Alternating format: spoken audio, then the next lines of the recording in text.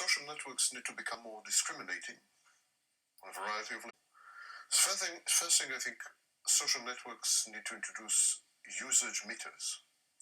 This kind of feedback can alert users to the fact that they are wasting their time, as I say, or that their behavior, the consumption pattern is escalating. Yesterday it was 3 hours, now it's 4 hours. Usage meters in other settings have had an inhibitory effect. When people were confronted with usage meters, they regulated their behavior to reduce consumption or to reduce usage.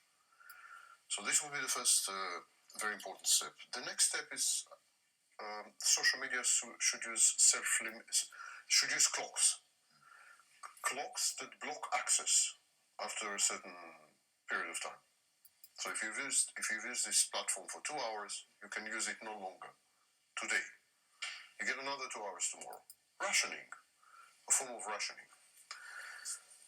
And it's important to emphasize that the industry is extremely unlikely to introduce any of these measures of its own accord. Self-regulation has never worked in industries that are constructed on addictive or conditioning principles. Because all industries, especially industries constructed on the foundation of addiction and conditioning, have failed at self-regulating. The only exception is internet and social media. That's the Wild West. That's because it resonates, it strikes people as a reification of free speech. Internet and social media, that's free speech, that's the First Amendment. It's untouchable. It's like more or less like gun rights. But it's not true, of course, because regulation should have nothing to do with very little to do with content, with the exception of hate speech and so on. We're not talking about content, we're talking about usage. We're talking about psychological effects of usage, nothing to do with content. So the industry is misrepresenting any attempt at regulation as an attempt to undermine free speech and to abrogate the rights imparted by the First Amendment in the United States, for example. It's utterly untrue. This is not the only misrepresentation the industry engages in. The next thing, I would get rid of relative positioning. Relative positioning, in the case of Facebook and Instagram, so these are the likes. The likes position you relative to other people, but even more importantly, they position you relative to yourself. The likes and other mechanisms of relative positioning, for instance, number of comments and so on, these create competition between you and yourself. They create what we call in psychology dissonance. They create inner conflicts. So we need to get rid of this. All relative positioning. There's no real need to know how many people like your post. Why would we need to know that? If there's something to say to you, they should post a comment. What is the meaning and the aim of likes? Their only conceivable purpose is to create stickiness, to force the user via base conditioning, base in both senses of the word, force the user to come back, to return again and again and again, and to witness the growth in likes capital, in relative positioning capital. That's the only aim.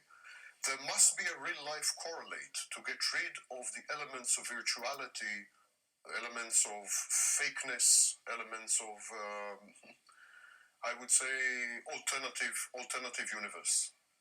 We must get rid of these elements because they are at the core of separating the user from the real world, firewalling the user from real life interactions, and so on and so forth. If we get rid of the virtuality, then social media will have become an extension of real social life, which is not a bad thing at all.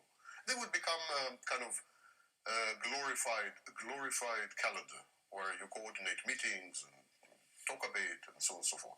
Next thing, I will introduce mandatory storytelling.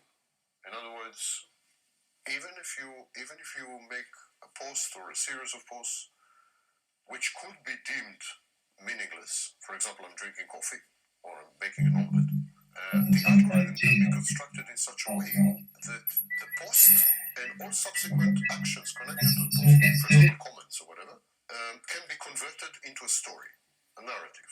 Now, there are already experiments For example, Facebook has stories. They recap a year's experience, they convert it into a narrative, and they produce lovely short videos of, I think, about a minute and a half or two, where you go through your life on Facebook. So, and most of these posts are utterly disconnected. Like one of them is with your mother, and another one with your wife. I mean, that would be the horror video. But most of them are disconnected, and yet they put them together. And when they put them together, just the fact that they have become adjacent tends to generate the narrative. The narrative is self-generated, generated in the user's mind, not in the platform. So I would retool the algorithm to be story-oriented. There are stories in Instagram, stories on Facebook, and there are stories being introduced to Snapchat. Social media caught up to the fact that narratives and stories can actually be as sticky as likes and so on. So I would like to see likes replaced by narratives and stories. It's very healthy. Storytelling is therapeutic. All treatment modalities, all therapies are built on foundations of storytelling. What we do when a patient comes to therapy is we take away one narrative, which is counterproductive, dysfunctional, hampering, inhibitory, and so on, take away one narrative, and we replace it with another narrative. The main function of a psychotherapist is to construct a plausible alternative narrative that would heal the patient. Every medium is regulated. There is no medium that is not regulated. Television, everything is regulated, except social media. Even big parts of the internet are regulated, by the way, indirectly, but they're regulated, except social media. And social media is utterly obtuse. I mean, like, that's it, that's the model, that's what we do, that's right, we can't do anything else, nothing can be done, we're not going to introduce anything, we're not going to change anything. Why? I think it's because it's run by teenagers. These are people who have no experience in real life, not even as businessmen. Now, this sounds like an utterly idiotic statement. Zuckerberg is one of the richest people on earth. How can I say that Zuckerberg has no experience in business? I can say that because when Facebook became the behemoth, the juggernaut that he did, Zuckerberg was 21.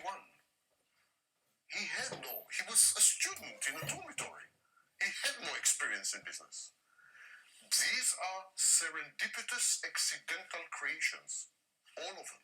None of them was conceived in advance. None of the social platforms are the result of outstanding genius. None of them were pre-planned. None of them were, these are not projects. These are accidents. And at the helm of these accidents were people between the ages of 16 and 21. And they remain stuck in this developmental phase. They're stuck because they've made billions of dollars not by their own fault. I mean, not owing to any gift they have, or any insight, or any genius. Nothing to do with them. They just happened to be there. So, because they made these billions, accidentally, you don't argue with success. That's it. He knows best. He knows better. And because they lack the depth of what is business, how to conduct it, what is socially responsible business, what are the real relationships between business and community, a background of history of other media. They lack all this. They have a million consultants. But consultants don't decide. Zuckerberg decides. Because they lack all this, they have a kind of freeze response. This has been working until now, and I really, between me and myself, know that I had nothing to do with it. So I'm terrified to change the model because I don't really know what I'm doing. You have two models. You can condition people so that they keep coming back to the screen because you have to sell their attention to advertisers. That's one model. But there's another model. You can charge people a fee. When television transitioned to a fee-based service, it was 40 years after it had been invented. There were executives with 40 years experience in producing sitcoms, educational programs, knowing what works, what doesn't work. So they were not, they had no angst, they had no anxiety. When the Federal Communication Commission said, listen, why don't you transition to a fee-based system? They said, actually, it's a great idea. Let's do it. So, but if you take a kid, because never mind Zuckerberg's chronological age, when he succeeded, he was a teenager. That's where he stuck. I know, it's a psychologist. Now forget, a psychologist. When you succeed in something or fail in something, there is something called fixation. Not Sam Vakni, Sigmund Freud. Sigmund Freud said, when you fail or succeed, you get fixated.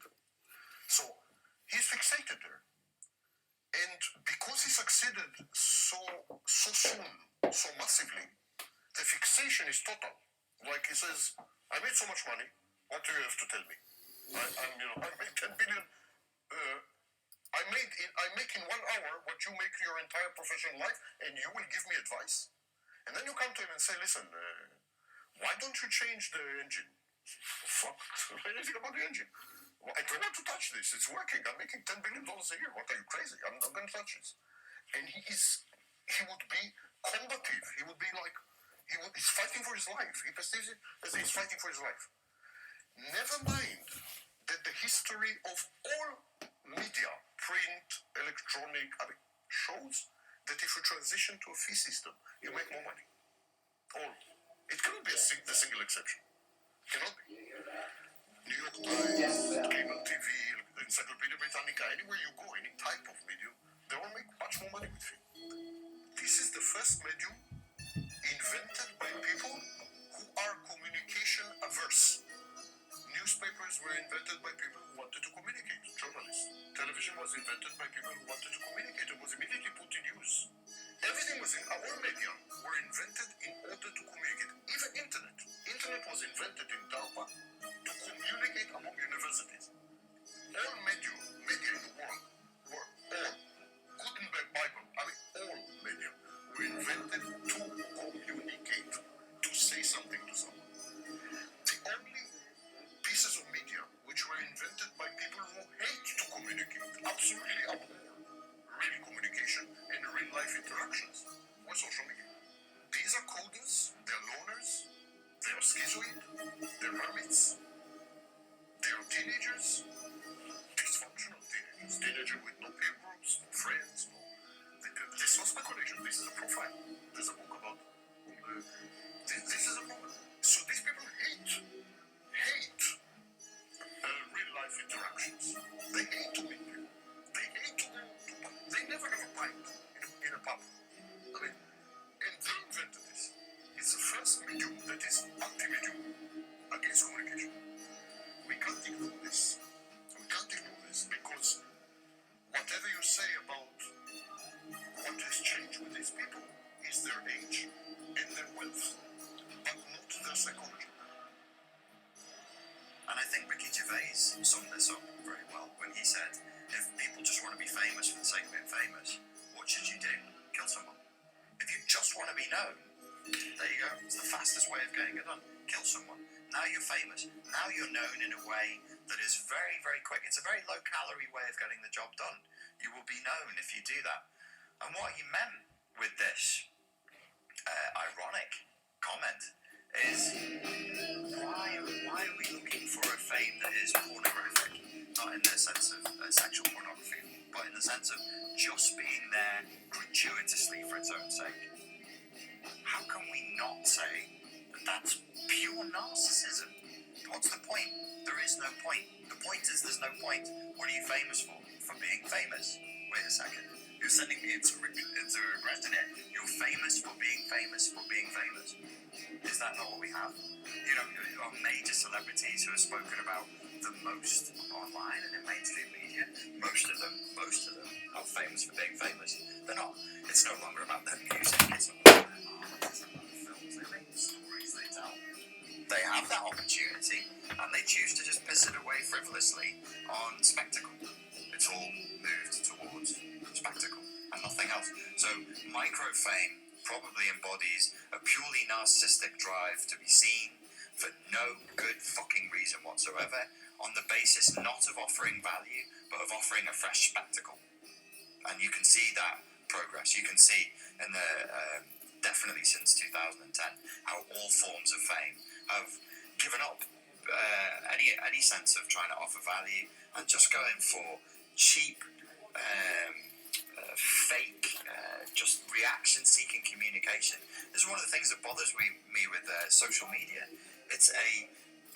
You could argue it's a cluster B personality disorder producing machine because it's all about reaction. It's all about mastering reaction-seeking communication. So we said before, it encourages aggression. Really, to be more nuanced with that point, what we mean is like a brutal, loutish, rough way of communicating with people. Why? Because you're appealing to the demos, the masses, the mob. Where you want your likes. What are you going to do? Appeal to the academics and the intellectuals? They're not on social media. They're reading books, and those who are using it very, very moderately. No, you must appeal to the mass. The mass is the mob. That's the demos. What do they want? Sex, violence, swearing, a reaffirmation that the way they are in their own thuggish, loutish way in life is the right way to be. Okay, so we all agree now. This is the game we're going to play. What do we end up with? The Kardashians. Famous for what? Women walking around with plastic arses. They literally spend, it's a multi-million-dollar industry. Just have your arse filled with plastic so it's big. 50 years ago, 20 years ago, my poor grandparents who fought through World War II so that we would have the right for men to pluck their eyebrows and get lip implants and women can get arse implants. What for? This is pure narcissistic pornography. And again, I don't mean sexual pornography, I mean it's gratuitous. It's just there for its own sake. And we're being trained, conditioned, rewarded for reaction-seeking behaviour. The more outrageous you are, the more likes and the followers you get. And I can't even sit here and claim that it's futile, that micro-fame is futile, because it isn't. Because you can get financial reward for it. You can get your $100,000, $1 million deal. You know, if you have enough likes and followers and you say, hey guys, buy these trainers, there's a company out there who'll give you lots of money for it. So this is where obviously at first, the real world bled into the online world. And we go, oh, that's strange, isn't it? You know, now it's online, it's in that other world. We're way past that now. The online world has its own gravity. It's its own fake planet that's been created. And now, the horror of the unconscious, the monsters are coming out of Pandora's box back into this world. So the online world is now affecting the real world. And we have these strange, invasive moments where the darkness of the unconscious of the online world spews back out and vomits out demonic behavior and words and attitudes back out onto us. And this is something that, you know, I think could have been prevented if somebody had just said, hey guys, we need to be responsible adults about this. Let's put some checks and balances in here. Let's stop this. Let's not make it so that children as young as 10 can be influenced by the kind of indoctrination that would make 8, 9, 10-year-old girls develop anorexia and bulimia at levels that have never been seen before in recorded medical history. How do you make a 10-year-old anorexic? Why are these kids like this? Why are they acting as though they're in an abusive relationship? Because they are. This is an abusive relationship, which is why I'm a hardliner. I'm not of the mindset of, oh, well, you know, I really just think it's too late for that now. We need a hard reset. Maybe after a hard reset, we could go back and go, okay, guys, we already experienced how it went wrong before. We want you to be able to build communities. That's a beautiful thing. I'm not saying it's all destructive. I'm saying that it's 85 to 90% destructive. And the impact it's having on kids, the impact it's having on us as adults, and society at large is massively corrupting and destructive. And it needs to be stopped now. Another year or two of indoctrination, brainwashing, conditioning, we can't afford it. We've got to do something now.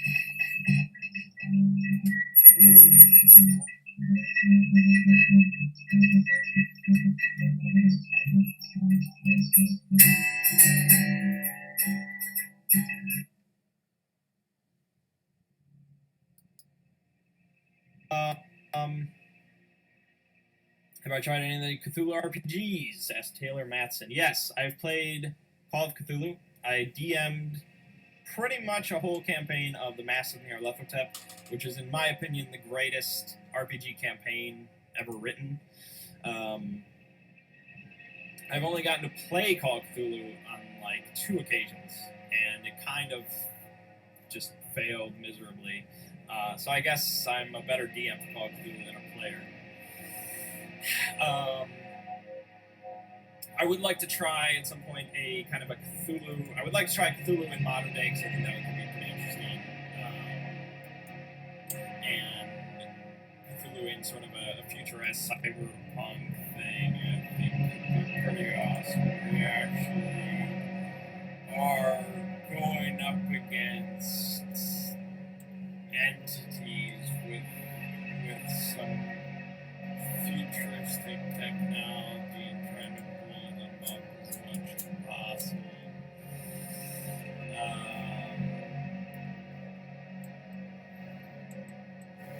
But yeah, I'm a big fan of RPGs in general, so of course I'm very much interested in Cthulhu mythos. I play Magic the Gathering.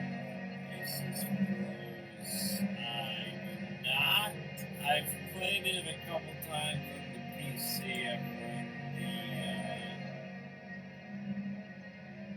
trying to gain the video game version of it. It's fine. Compared to stuff, I think it's starting to get dated, and there's just so many cards for it. I really don't have any inspiration to try it in real life. There are better card games that I'd rather play, at least in my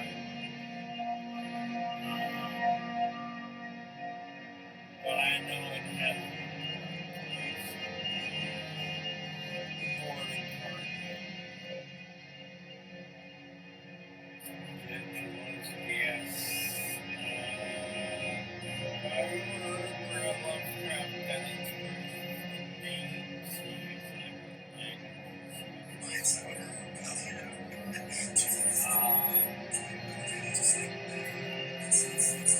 Lovecraft was pretty much, as a human being, as close to on the border between genius and like insanity as you could really get. The guy was very, very intelligent.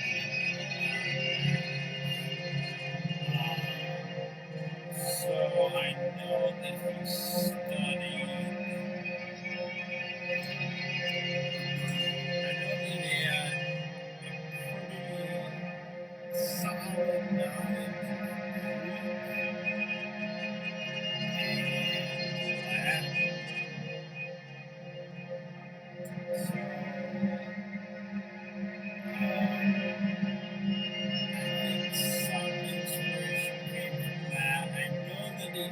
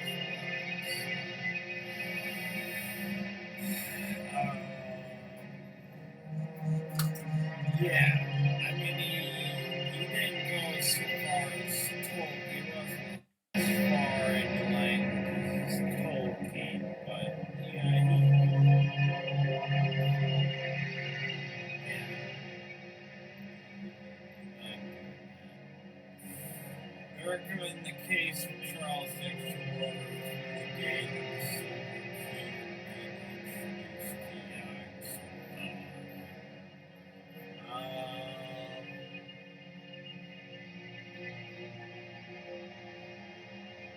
I mean, it's tricky, you know, it's tricky. People come in, they see the videos or something like that, and they want to read all about this. They want to read all about Yog-Sothoth, and they want to read all about Aster and stuff like that. And the problem is there isn't like, there aren't that many big official stories that just are filled with knowledge and information about these entities. Partly because the whole point is obfuscation. The whole point is that they're kind of hidden and unknowable and things like that. So it's just pointless to put information.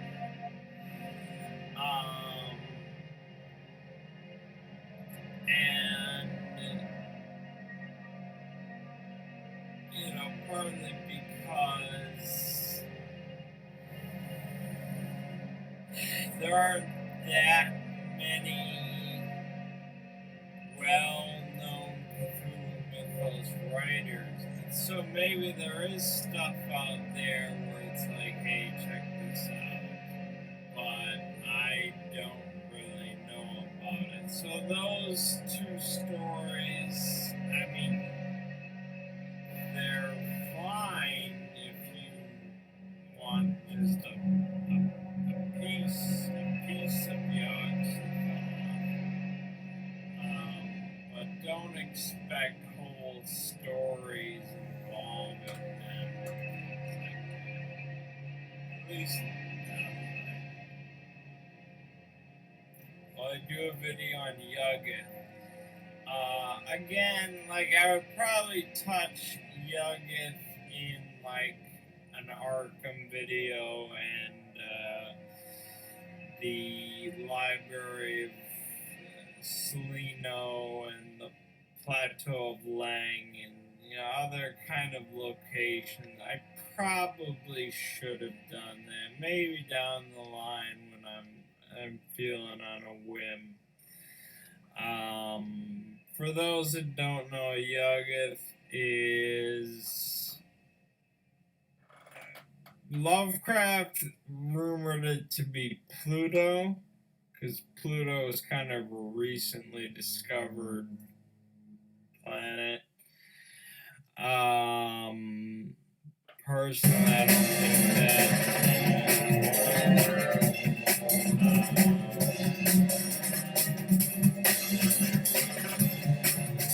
Other people have said it's like Saturn or something.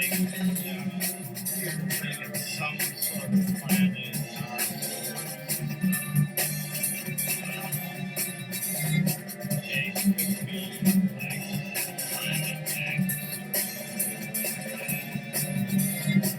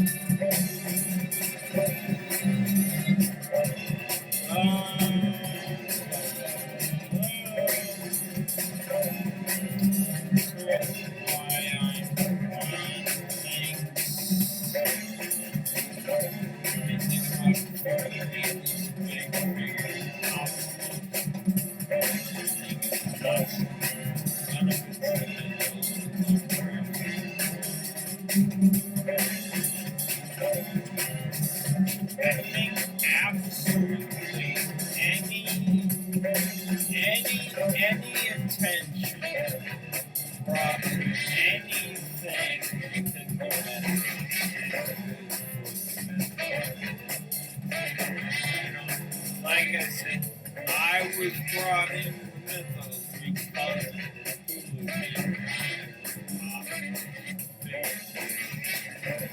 how I was so you can all think I'm sure plenty of you brought in Cthulhu. No, I don't mean that. Even though I did say it was somewhat of a pet peeve. I think it's a pet peeve if people, find out about Cthulhu and then they find out that there is more to the mythos than they just don't care. Oh, Cthulhu, LOL. Personally, I mean, I want to put this out. Personally, I don't like the alcohol type thing. I don't like turning the mythos into this kind of lighthearted, funny type thing, which is why I didn't love the anime that much.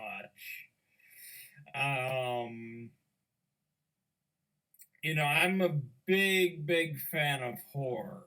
Like, horror films.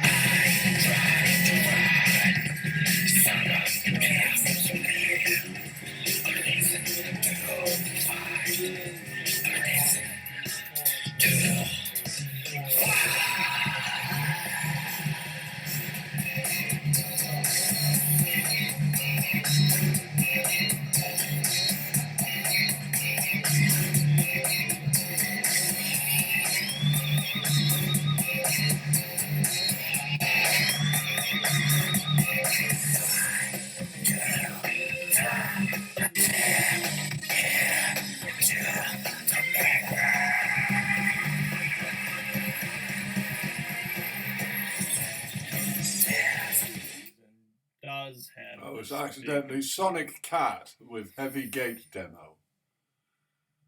Oof, bit much. This is supposed to be relaxing. Taylor Matson, if you are familiar with the World of Warcraft lore, what are your thoughts on the use of old gods and their direct referencing to the Cthulhu mythos? Yeah, I actually thought about at some point way down the line doing exploring Azeroth or exploring Warcraft lore or something like that, which is where I could tie in old gods to the Cthulhu mythos. It's just another one of those things where it's like I could never list, I could never enumerate how many. The crawling chaos. I am the last. I will tell the Orient void. I do not recall distinctly when it began. It was months ago. The general tension was horrible. To a season of political and social upheaval was added a strange and brooding apprehension of hideous physical danger. A danger widespread and all-embracing. Such a danger as may be imagined only in the most terrible phantasms of the night.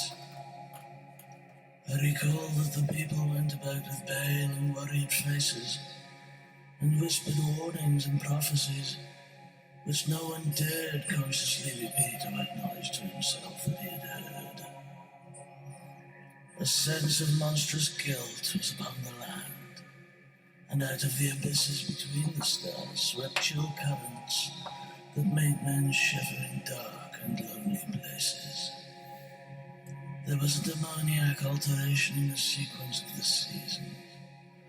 The autumn heat lingered fearsomely, and everyone felt that the world and perhaps the universe had passed from the control of known gods or forces to that of gods or forces which were unknown.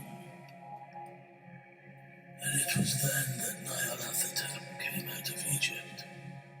Who he was, none could tell, but he was of the old native blood and looked like a pharaoh. The Fellaheen knelt when they saw him, yet could not say why.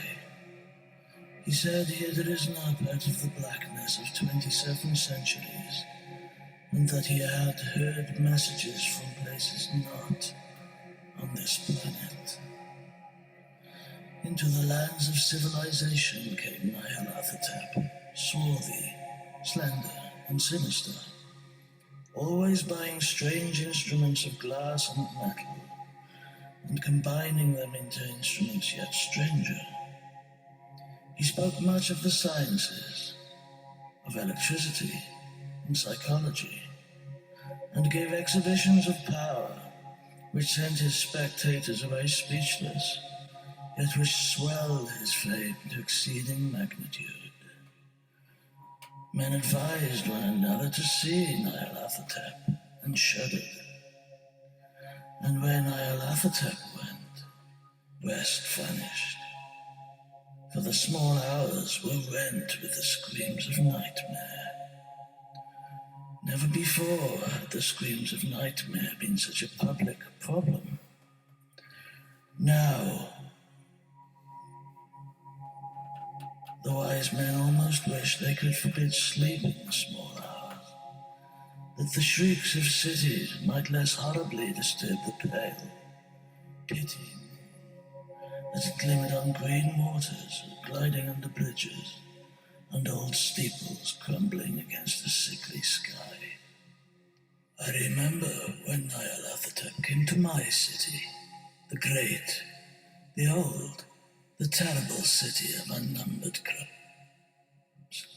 My friend had told me of him, and of the impelling fascination and allurement of his revelations, and I burned with eagerness to explore his utmost mysteries. My friend said they were horrible and impressive, beyond my most fevered imagining, and that what was on a screen in the darkened room prophesied things none but Nyarlathotep dared prophesy, and that in the sputter of his sparks there was taken from men that which had never been taken before, yet which shewed only in the eyes. And I heard it hinted abroad that those who knew Nyarlathotep looked on sights which others saw not. It was in the hot autumn that I went through the night with the restless crowds to see Nyarlathotep, through the stifling night and up the endless stairs into the choking room. And shadowed on a screen, I saw hooded forms amidst ruins, and yellow, evil faces peering from behind fallen monuments. And I saw the world battling against blackness, against the waves of destruction from ultimate space, whirling, churning, struggling around the dimming, cooling sun. Then the sparks played amazingly around the heads of the spectators, and their hair stood up on end, while shadows more grotesque than I can tell came out and squatted on the heads. And when I, who was colder and more scientific than the rest, mumbled a trembling protest about imposture and static electricity, Nyarlathotep drove us all out down the dizzy stairs into the damp, hot, deserted midnight streets. I screamed aloud that I was not afraid, that I never could be afraid, and others screamed with me for solace. We swore to one another that the city was exactly the same, and still alive, and when the electric lights began to fade, we cursed the company over and over again and laughed at the queer faces we made. I believe we felt something coming down from the greenish moon, for when we began to depend on its light, we drifted into curious involuntary formations and seemed to know our destinations, though we dared not think of them. Once we looked at the pavement and found the blocks loose and displaced by grass, with scarce a line of rusted metal to show where the tramways had run. And again we saw a tramcar, lone, windowless, dilapidated, and almost on its side. When we gazed around the horizon, we could not find the third tower by the river, and noticed that the silhouette of the second tower was ragged at the top. Then we split up into narrow columns, each of which seemed drawn in a different direction. One disappeared into a narrow alley to the left, leaving only the echo of a shocking moan. Another filed down a weed-choked subway entrance, howling with a laughter that was mad. My own column was sucked towards the open country, and presently felt a chill which was not of the hot autumn. For as we stalked out on the dark moor, we beheld around us the hellish moon glitter of snow. Trackless, inexplicable snows swept asunder in one direction only, where lay a gulf, all the blacker for its glittering walls. The column seemed very thin indeed, as it plodded dreamily into the gulf. I lingered behind, for the black rift in the green-litten snow was frightful, and I thought I had heard the reverberations of a disquieting wail as my companions vanished. But my power to linger was slight. As if beckoned by those who had gone before, I half floated between the titanic snowdrifts, quivering and afraid, into the sightless vortex of the unimaginable. Screamingly sentient, dumbly delirious. Only the gods that were can tell. A sickened, sensitive shadow writhing in hands that are not hands, and whirled blindly past ghastly midnights of rotting creation. Corpses of dead worlds, with sores that were cities, charnel winds that brush the planet stars and make them flicker low.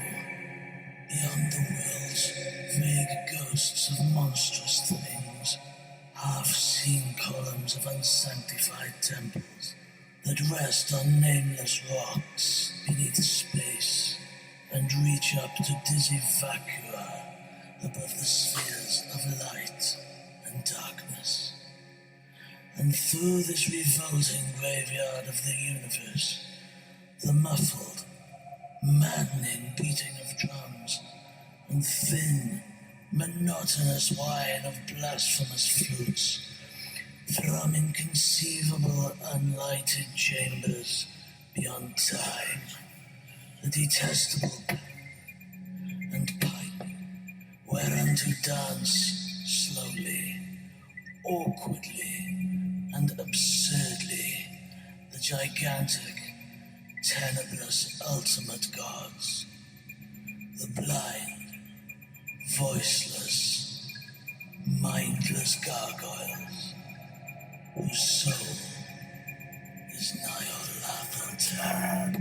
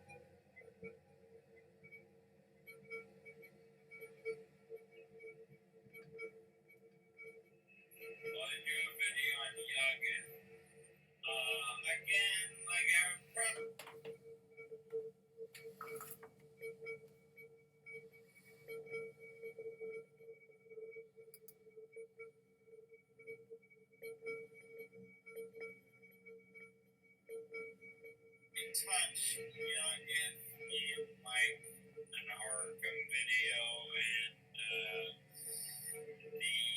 library.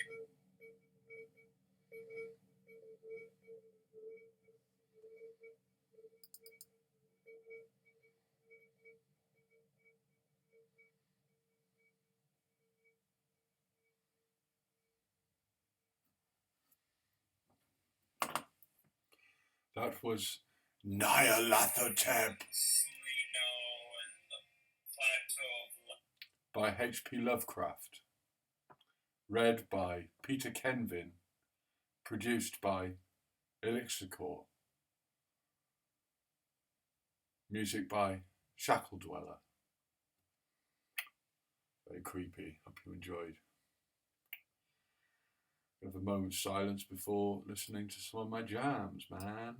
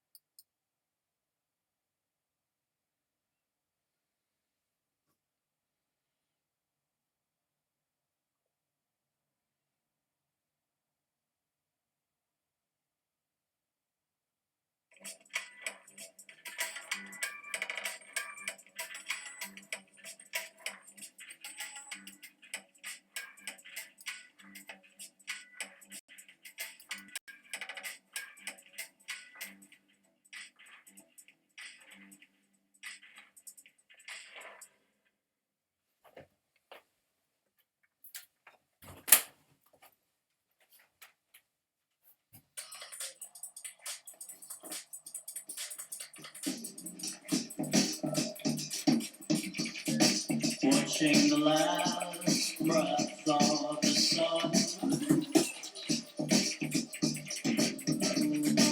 whitening the dust in my room,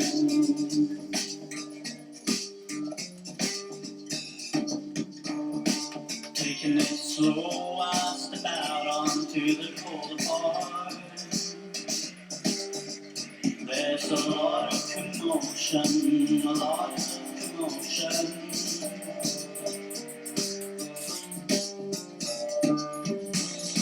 The color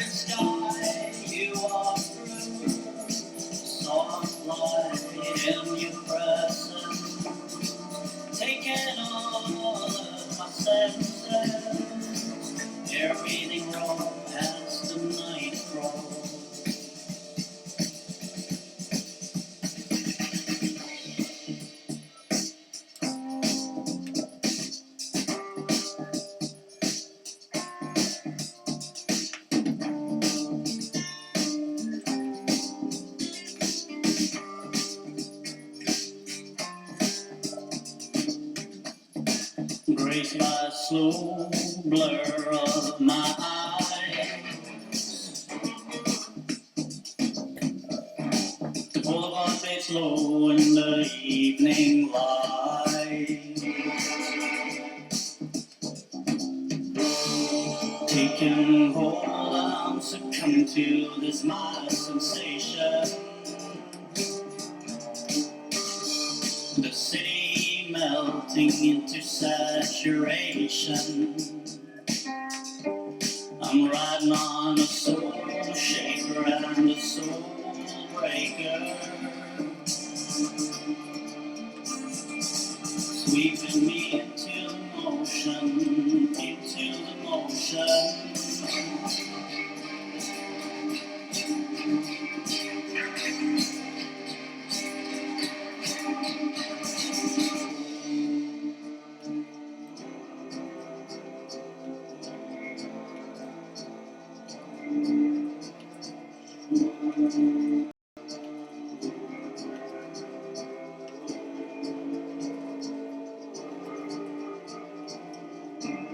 The colored sky you walk through, the soft light in your presence, taking all of my senses until the dark slowly enters and seeps out across the boulevard, flickering light till the moment's gone, lingering on and after, air beating raw as the night crawls.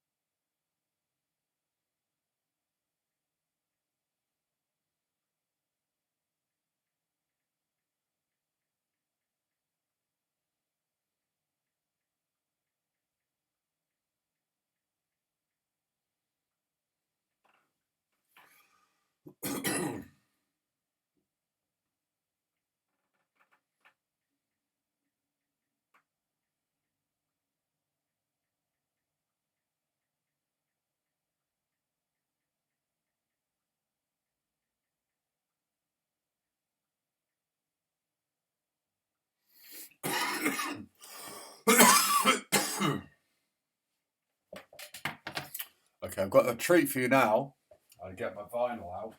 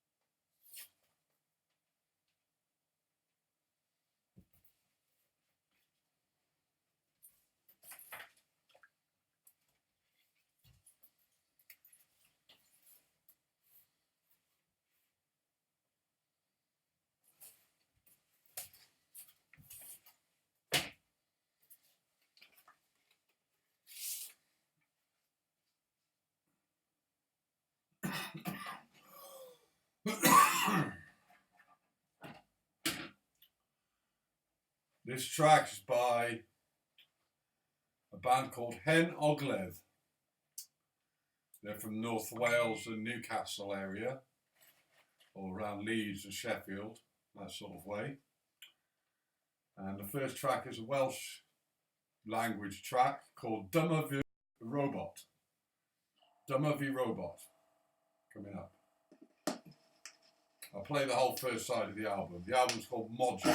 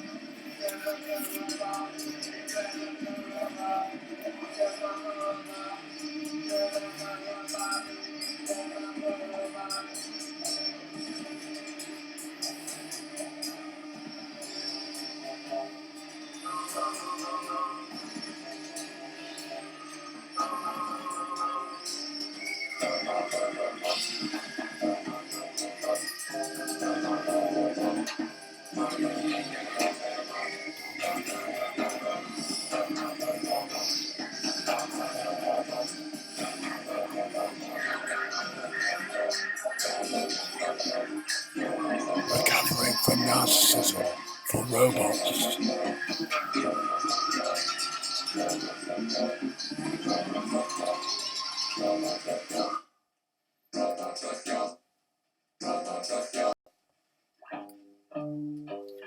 Tiny Witch Hunter.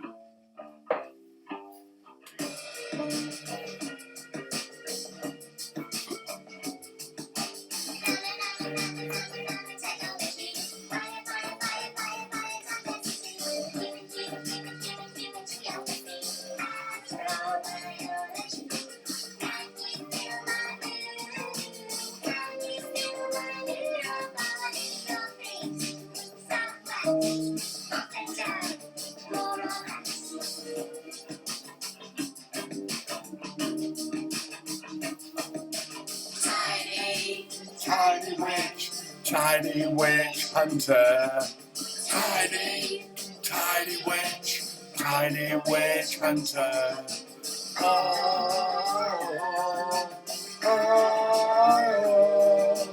yeah. This is my favourite song of 2019.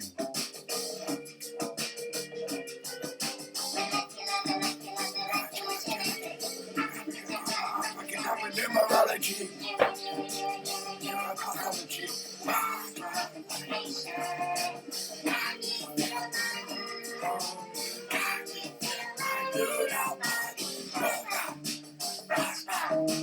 Liquid doorknob.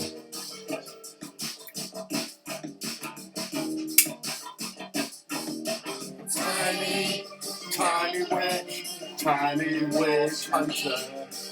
Tiny witch hunter.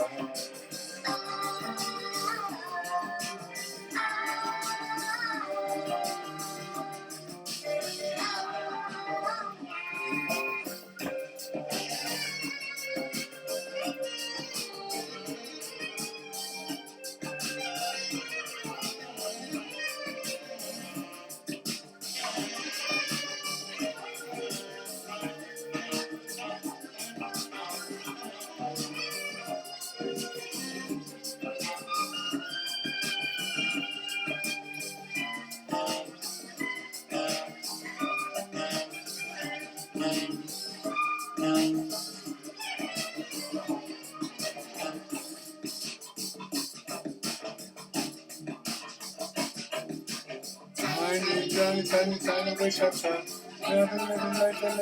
Pop out into the dark. Oh, I forgot to breathe. Supernova.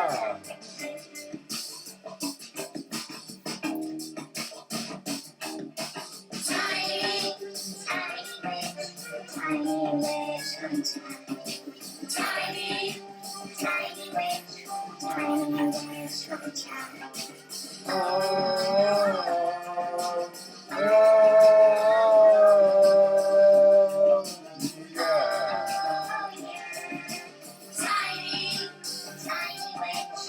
tiny wish come true. Tiny, tiny wish come true.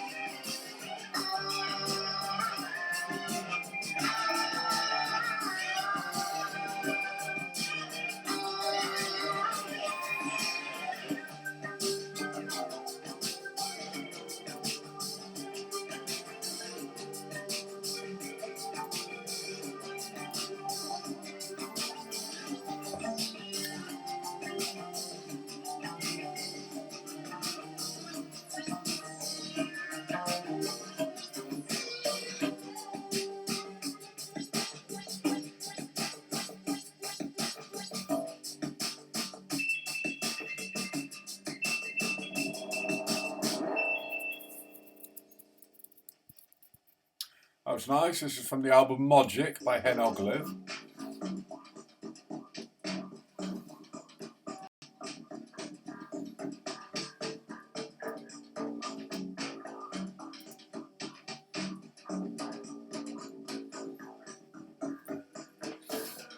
Drawn car, dark sled, long boat, basic raft, chariot, chariot, blimp, tideway, steam powered train,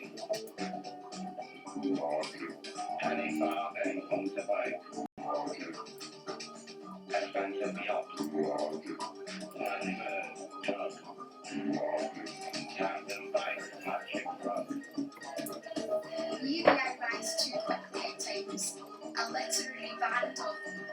Who gives 4,000 fucks how late it was? How late when I returned to govern the capital once? What about the kind of Strathclyde? Where was the eulogy for those ones written out of history growing angry and forgotten?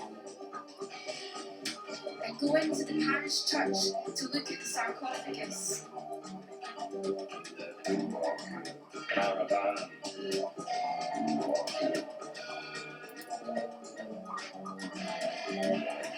jet plane, pogo stick, ice skate, skateboard, hoverboard.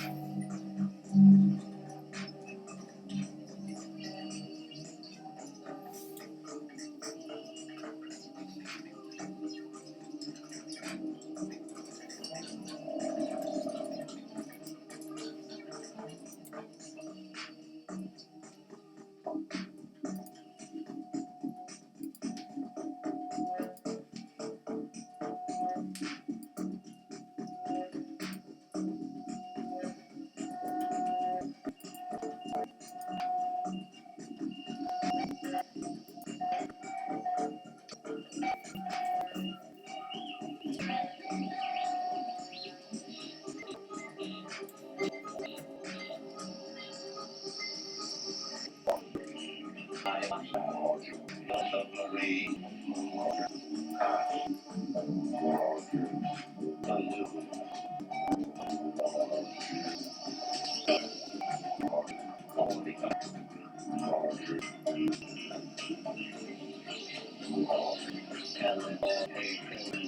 Called on station by Europe, where looking at this flight of your information is read is going to get the surface. A single travels miles from back through eternity. You can see its tuned to slide over the levers are using 4 colours of red, blues, advancing technology, claiming to produce a parent symbol not the Earth's.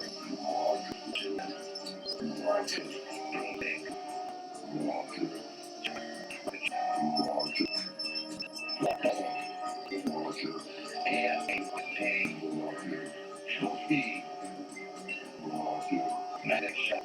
Music.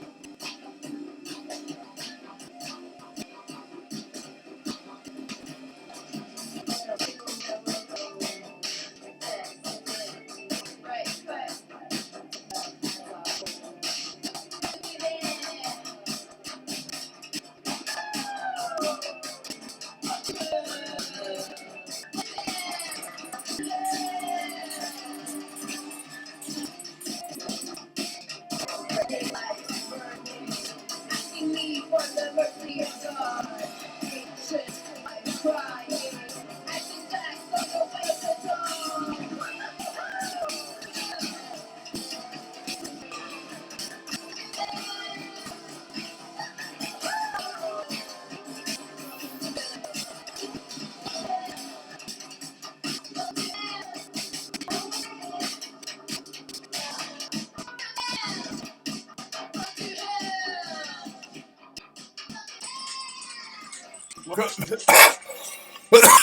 Out of.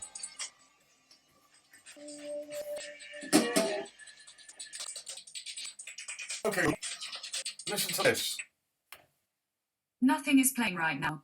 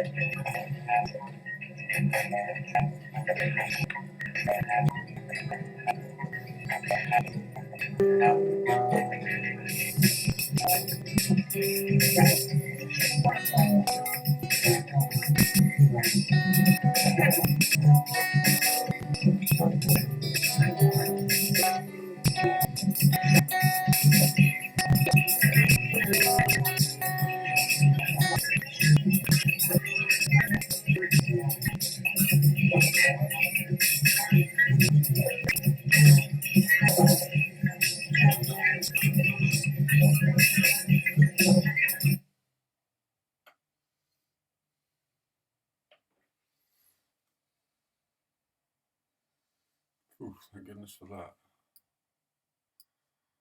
This is Nikosha Flow.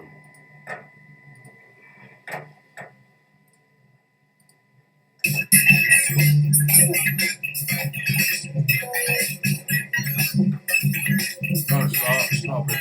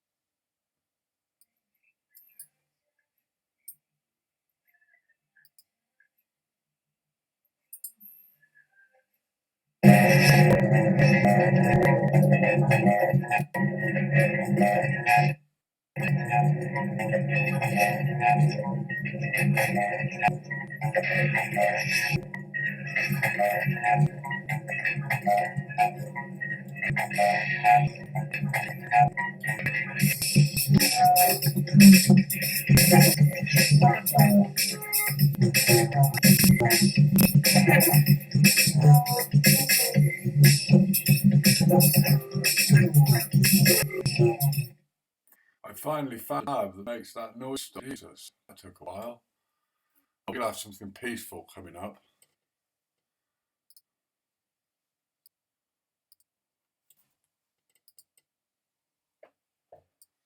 This is my old friend Nick Shaw Floria.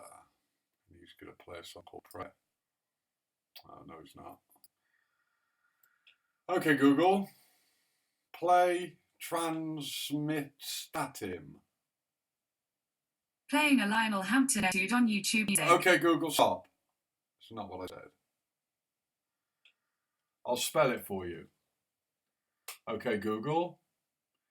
TRANSIALMNOPQRSTUVWXYZ.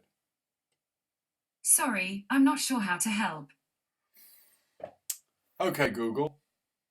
Play some greasy dubstep. Alright. I will soothe your pain. I won't ease your strain. I seek you out, slay you alive. One more word and you won't survive. And I'm not scared of your stolen power. See right through you anyhow. I seek you out, slay you alive. One more word and you won't survive. And I'm not scared of your stolen power. See right through you anyhow. I see.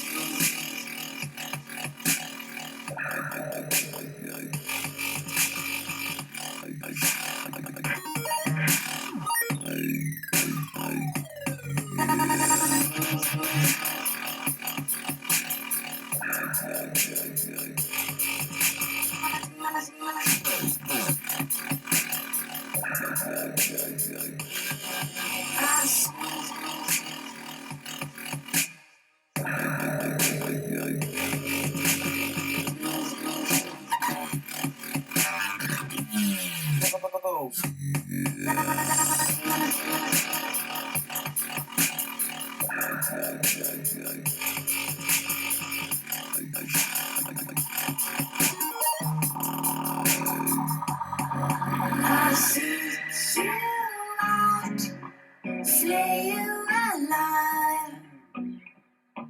One more word and you won't survive. And I'm not scared of your stolen power. See right through you anyhow.